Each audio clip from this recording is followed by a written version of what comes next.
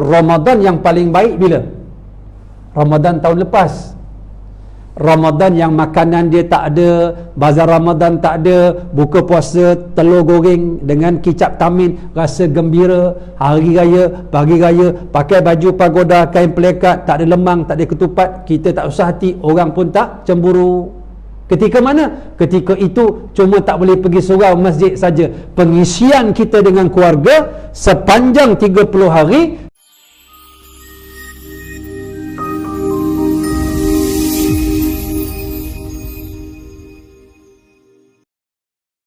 Sebab itu orang-orang muda itu orang yang hatinya lembut. Kalau kita nak tahu masa depan kita, tengok orang muda zaman sekarang. Nak tahu masa depan negara, tengok orang muda sekarang. Nak tahu rumah kita, nak tahu surau kita ni masa depan, tengok surau kita sekarang. Kalau anak mudanya sedikit atau tak ramai, akan datang surau ni tutup.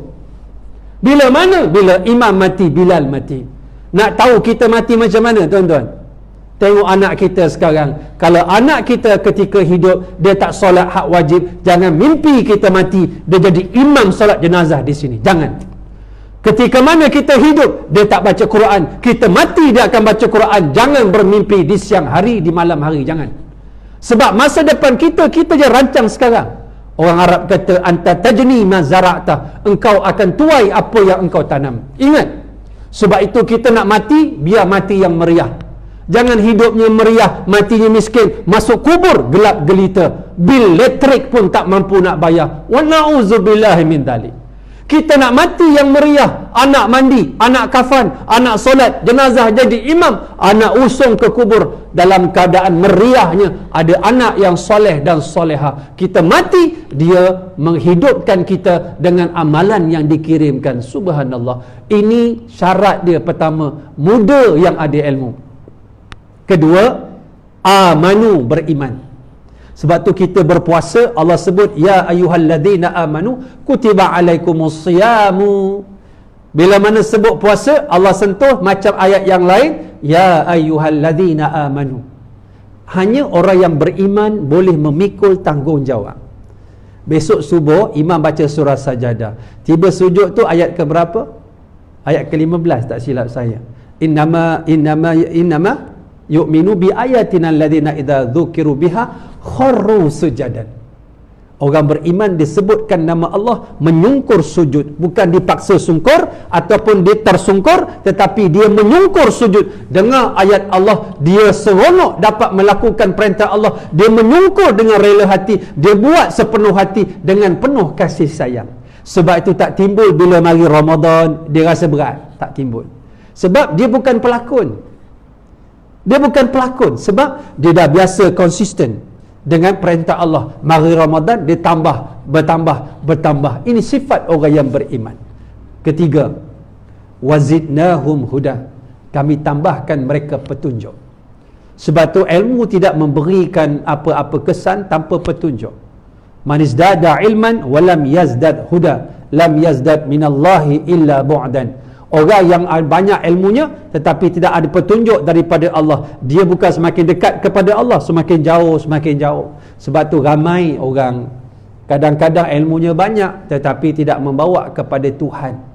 Sahabat-sahabat kita baca kan, Mu'tazilah, Jabariyah, Qadariyah, Murji'ah. Cuba tengok tokoh-tokoh dia. Bukan kaleng-kaleng. Wasil bin Atta' akhirnya menubuhkan satu firqah Mu'tazilah, anak murid kepada Hasan Al-Basri. Al-Jubai antara tokoh hebat dalam Mu'tazilah, bukan sebarangan orang. Boleh berceramah berjam-jam tanpa menyebut huruf ra. Maknanya wakib dia sangat luas. Dia bukan satu benda je, dia punya sastra dia, bahasa dia, dalam bahasa. Subhanallah. Sebab itu jauh. Sebab itu orang dulu kalau jahat pun dia ada ilmu, ada nilai. Tetapi kerana tidak ada petunjuk, macam iblis laknatullah dibacakan oleh Tuan Imam. Illa iblis. Iblis tak nak sujud kepada Tok Adam. Dia anggap diri dia hebat. Dia rasa dia lebih mulia. Akhirnya dia berseteru dengan Allah Subhanahu wa taala. Wazidnahum huda. 3, 4. Warabatna warabatna, kami ikat hati mereka. Maknanya kita ni nak istiqamah, kita ikat hidup dengan sistem. Tahu dengan sistem. Macam kita ni, kenapa Allah kaitkan puasa dengan takwa? Takwa ini dengan puasa sebab dia mari package. Dalam puasa ada solat tarawih, ada bangun malam, ada tadarus, ada Quran, ada infak, ada sedekah, ada kuliah. Dia mari dengan package. Sebab itu bila mari dengan package, kalau kena dengan sistem, dia jadi orang yang bertakwa.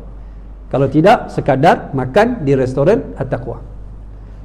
Nak sebutnya apa? Dia mari dengan sistem. Sebab tu kita ni nak jadi orang baik, kawan dengan orang baik. Tuan-tuan tengok keliling tuan-tuan, siapa kawan kita? Kalau itulah kawan kita baik, insya-Allah baik. Sebab tu dapat kawan yang baik merupakan anugerah, nikmat yang cukup besar daripada Allah. Sebab dia membawa kita ke arah kebaikan. Kenapa? Sebab kita bersama dengan mereka. Sebab tu Nabi kata, al-mar'u ala dini khalilihi falyanzur man yukhaliluh. Orang itu berada di atas perangai kawan dia, tengok dengan siapa dia berkawan. Budak mak rempit, dia bawa wikang, dia wili kat depan. Ada tak celah-celah budak rempit tu ada Pak Imam pakai serban? Ada? Macam marah saya, kenapa? Tak ada kan? Alhamdulillah. Maknanya tak ada kan? Sebab tak ada. Sebab dia bukan planet dia. Sebab tu planet dia ni, dia ada planet dia. Sebab tu orang baik dengan orang baik dia matching. Orang tak baik dengan orang baik dia tak matching. Sebab dia akan mencari dia punya geng. Sebab tu sifat dia begitu. Kan? Sebab tu kalau kita kan, saya buat dalam program, dalam kumpulan pelajar universiti, saya suruh dia lukis ataupun dia tulis binatang yang dia paling suka, walaupun rumah dia tak ada, binatang peliharaan, nak tengok perangai dia. Selalunya yang hisap rokok ni, dia akan lukis ataupun dia punya binatang dia siapa? Ikan, kucing. Dia suka macam ni. Sebab apa? Kenapa? Sifat ikan kucing ni, dia sociable, dia suka berkawan. Sebab tu orang hisap rokok begitu.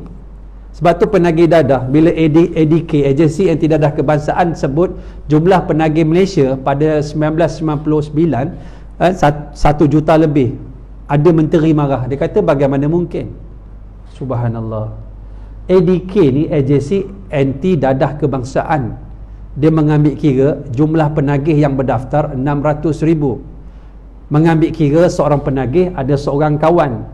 Jadi bila kalikan daripada 600 kali dapat 1.2 juta. Betul. Sebab penagih tak isap dadah seorang-seorang, dia isap berjemaah. Sebab dia yakin al-jamaah tu barakah. Sebab tu kena ikat.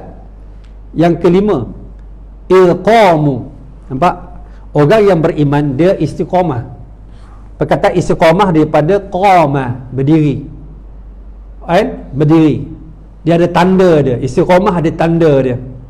Sebab tu Ramadan, kata Piramli, 1 banyak, 2 sedikit, 3 jarang, 4 kadang-kadang. Sebenarnya Piramli cerita pasal solat tarawih. Tarawih awal dia banyak-banyak, ramai-ramai. 2 dah sedikit, minggu ketiga dah jarang-jarang, 4 kadang-kadang, tiang. Sebab itu hujung itu penapisan. Sebab tu Allah tapis. Lailatul Qadar ni dia macam kita punya mati, nyawa. Siapa tahu dia mati sini? Tak tahu. Tahu tuan-tuan. Bila mati Ustaz? Bila-bila. Lailatul Qadar tahu tak bila? Tahu. Bila? Bulan Ramadan lah. Takkan Lailatul Qadar bulan Februari. Cuma bagaimana kita nak letak diri kita dalam disiplin dapat Lailatul Qadar. Sebab itu Ramadan yang paling baik bila? Ramadan tahun lepas. Ramadan yang makanan dia tak ada, bazar Ramadan tak ada, buka puasa telur goreng dengan kicap tamin, rasa gembira, hari raya, pagi raya, pakai baju pagoda, kain pelekat, tak ada lemang, tak ada ketupat, kita tak usah hati, orang pun tak cemburu. Ketika mana? Ketika itu cuma tak boleh pergi surau masjid saja. Pengisian kita dengan keluarga sepanjang 30 hari kita dapat menghidupkan. Saya ustaz boleh baca Quran PKP sebab apa? Banyak saya lihat ada ustazah Aisyah, ada ustaz Anas itu dan ini. Saya mula belajar Quran, saya mula solat duha, saya mula pimpin keluarga, saya mula jadi imam tarawih, imam solat raya haji raya puasa saya jadi dalam bila? Tahun lepas. Untuk dapat puasa tahun lepas, macam tahun lepas, mungkin 100 tahun akan datang, mungkin tak jumpa langsung. Tetapi Allah beri kita ujian, dalam masa yang sama dia mengangkat kita, mendekatkan diri dengan dia, kita menjadi manusia yang ditapis. Sebab itu tengok pemuda itu tadi yang melarikan diri, dia menyatakan penentangan dia kepada siapa? Kepada Raja Daqyanus. Ilqamu, mereka berdiri menyatakan penentangan. Ilqamu faqalu, dan berkata mereka itu, Rabbuna Rabbus samawati wal ard, Tuhan kami Tuhan langit dan bumi, bukan engkau wahai raja. Dia makan gaji dengan seorang yang bukan Islam, dia berpuasa, orang tu rotan sampai hancur berkecai badan untuk meninggalkan puasa tidak sekali-kali. Kata majikan dia, aku yang beri gaji. Kata dia, yang bagi aku gaji, rezeki Allah langit dan bumi. Allah yang buat langit dan bumi, bukan kamu wahai manusia. Bila kita ada pegangan, ada ilmu, ada iman, ada keyakinan, maka kita menjadi orang yang tenang, kita orang yang kuat, kita orang yang sangat-sangat menghargai nikmat iman kita, walaupun terpaksa mati, walaupun dibunuh sekalipun, lalu tetap menyatakan Allah, Allah. Nampak? Inilah 6 perkara daripada ayat 13 yang mana dalam surah yang dibacakan oleh Tuan Imam, untuk kita hadam bersama kisah ini, untuk kita ambil bagaimana kita nak memiliki sifat-sifat tersebut. Mudah-mudahan Allah berkati tuan-tuan puan-puan muslimin muslimat. Saya ucapkan syabas surau Al-Ikhwan, satu-satunya tempat yang cukup berbahaya Sungai Buaya lah. Sungai Buaya, sungai lain tak apa lagi. Kat Terengganu kita pergi, imam lapar, tak apa lagi, imamnya lapar. Kat sini buaya, ya salam, bukan kaleng-kaleng tempat. Tapi Alhamdulillah ramai, suraunya hidup, suraunya cantik. Saya puji tadi pengusi, langkah-langkah masuk hebat, surau dia cantik. Surau level-level macam ini bukan surau-surau sebarangan. Kalau surau dah cantik macam ni, kita tak nak datang, saya rasa satu kerugian. Kita imarahkan, kita bawa anak cucu zuriat kita dekat kan mereka dengan Allah Subhanahu Wa Taala. Jadi sebabkan tuan-tuan puan-puan muslimin muslimat baik, orangnya berdisiplin, maka saya pun berhenti setakat ini tazkirah kita. Saya ambil masa 18 minit je. Tengok 18 minit saja. Tuan-tuan rasa macam 18 tahun saya berceramah. Tengok jahatnya nafsu tuan-tuan. Syaitan dah tak ada dah. Jangan salahkan syaitan pula. Tinggal nafsu kita. Bila ustaz nak sebut wabillahi taufiq wal hidayah, cuma 18 minit saja saya bercakap, sebab kita faham yang penting sedikit tetapi berkekalan. Mudah-mudahan Allah berikan kita dalam tahun ini mendapat rezeki, iaitu Lailatul Qadar. Apa yang kita harapkan ialah keampunan daripada Allah Subhanahu Wa Taala. Tidak ada nilai yang lebih besar daripada keampunan. Dan sebab itu letak dalam diri kita, Allah ampunkan, kita minta menyungguh ketika pintu syurga dibuka, pintu neraka ditutup, syaitan dirantai. Ada kelebihan Lailatul Qadar, dan kita orang yang beriman sentiasa mencari peluang dan ruang untuk mencari waktu-waktu yang mustajab, waktu-waktu yang tepat dalam bulan-bulan tertentu. Hari itu Syaban, nisfu Syaban, bulan Rejab, kita ada juga. Kita mari nanti Zulhijjah, 9 Zulhijjah, hari wukuf, siang hari, kumpulkan keluarga, doa ramai-ramai supaya keluarga kita memanfaatkan masa yang mustajab. Mari bulan Ramadan ada Lailatul Qadar. Dalam keadaan peluang itu sangat luas. Mudah-mudahan Allah berkati kita. Jangan jadi seperti hadis daripada Jibril. Jibril kata, man adraka syahra Ramadan falam yughfar lahu fadakhala an-nara fa'ab'adahu Allah. Qul amin, qultu amin, kata Rasulullah SAW. Jibril kata, wahai Muhammad, ada orang masuk bulan Ramadan, Allah tak ampunkan dia kat ujung. Orang ini masuk neraka. dan jauh dari rahmat Allah. Wahai Muhammad, aminkan. Nabi kata qultu amin, lalu Nabi kata amin, wa na'udzubillahi min dzalik. Mudah-mudahan insya-Allah. Jadi saya rasa cukup sekali itu, dan mudah-mudahan tuan-tuan, puan-puan, muslimin muslimat dalam rahmat Allah Subhanahu wa taala. Cuma kat luar tu ada satu je flyers, siapa yang ada lebihan rezeki kan, nak wakaf, nak infak. Saya sedang membina pondok pengajian berkitab dan mahat tahfiz untuk anak yatim dan juga orang susah. Saya ambil secara percuma kan, ambil mereka biar mereka jadi alim ulama, sebab kita akan mati, ada orang lain perlu sambung. Saya beli tanah kat Ulu Bernam, kat Sungai Nilam, 9 ekar hutan ni saya dah buka dah kan. Haji Wahairul pun dah pergi, dah tengok dah kan tanah tersebut kan, macam mana saya dah bangunkan kan. Dan insya-Allah kalau rezeki kita nak bangunkan surau pertama, nama dia Serambi Ilmu kat situ. Kemudian kita akan bangunkan semua kompleks seluas 9 ekar tersebut. Dan saya dah kirim hampir 30 orang pelajar ke South Africa, yang mana mereka ini dah hafal Quran 30 juzuk.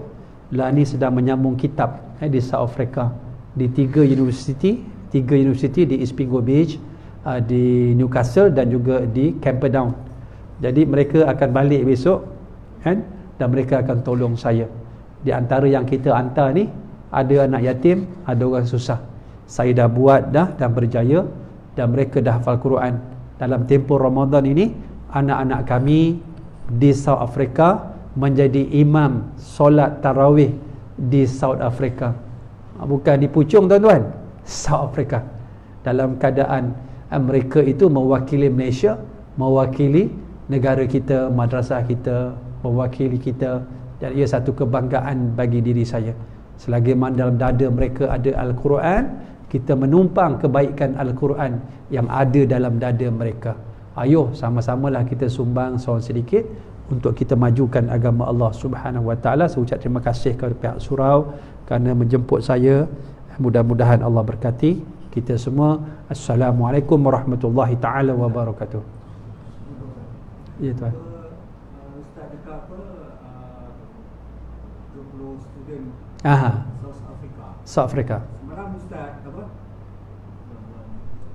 dengan geng ABQ pergi South Africa. Ya. Dia macam mana berkait tak?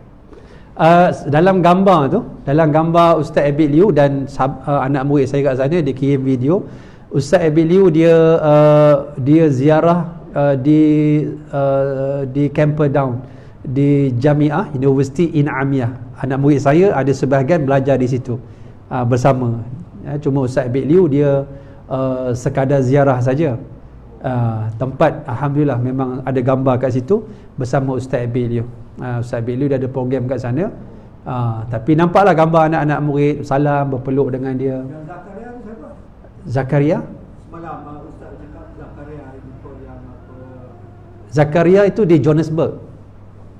Nama orang ke Nama tempat? Zakaria. Bukan yang kata dia buat untuk cari kontainer untuk apa infak untuk dia buat macam. Di mana? Di South Africa? South Africa. Memang ada program Ustaz Abid Liu di sana. Dia memberi makan kepada asnaf, kepada orang susah. Sebab South Africa ni kalau kita lihat antara tempat-tempat tertentu memang penduduk dia sangat susah lah. Sangat susah. Tapi kalau Zakaria Park itu salah satu pusat pengajian universiti di sana, yang paling ramai pelajar Malaysia, antara universiti yang terbesar yang mana orang Malaysia paling ramai, Zakaria Park. Dan juga di Johannesburg. Saya dah sampai tempat tu. Sebab tempat-tempat di South Africa ni semua saya dah pergi dah, tempat pengajian. Dari satu tempat itu ada 8 jam, ada 12 jam sampai ke Cape Town. Tempat-tempat yang saya pergi sebab saya buat sedikit study mengenai tempat-tempat pengajian sebelum saya hantar pelajar ke sana. Jadi bila kita dah kaji tempat tu sesuai untuk anak-anak murid kita belajar, barulah kita buat hubungan dengan universiti, kita buat MOU. So mereka pergi, mereka fly dalam keadaan dah ada offer letter, visa pun mereka buat kat Malaysia dengan visa study, dalam keadaan yang proper lah, dengan cara yang betul. Tapi program Ustaz Abid Liu tu antaranya lah memang saya tahu, dan memang anak murid saya pun baru maklum pada saya, dan 2 orang bercuti Ramadan ni, mereka cuti, ada 2 orang baru balik, baru sampai 2 hari lepas, tapi kena karantin dekat Kajang sebab Covid kan, dia kena karantin 7 hari. Anak murid saya ada 2 orang sampai bercuti. Mereka pun ada memaklumkan tentang program tersebut. Memang betul. Okey dah? Okey, terima kasih. Assalamualaikum.